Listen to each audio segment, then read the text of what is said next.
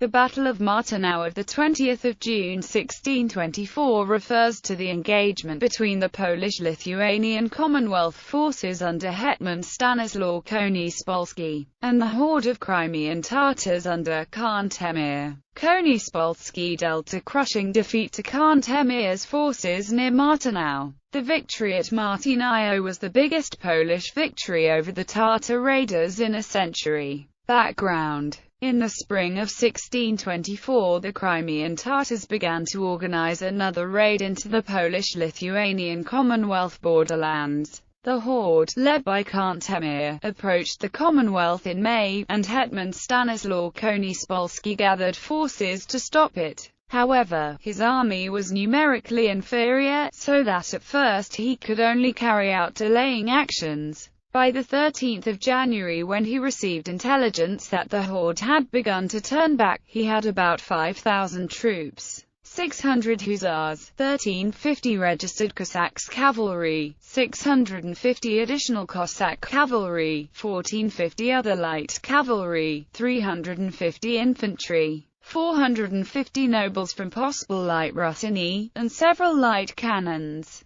This force included several notable soldiers and commanders, such as Stefan Chmielewski, Jan Odrylowski, Samuel Laszczz, Parel Czarnyski and Stefan Czarnyski. He sent some forces, including mobilized peasants, to block possible routes of retreat for the horde. In order to force the horde to cross a river near the village of Martynów, where he planned to ambush them. The Tatar strength is unknown. Leszek Podhorodecki cites a contemporary diarist's estimate of 15,000, calling it a gross exaggeration. Battle. Konispolski had to lay several possible ambushes, as Khan Temir was a savvy tactician, and would not fall easily into a trap. Eventually, he tricked the Tatars into attacking his lines, and after some feints by both sides, he managed to trick them into attacking a fortified Tabor formation. In order to entrap Khan Temir, Konispolski created the illusion that his forces were retreating,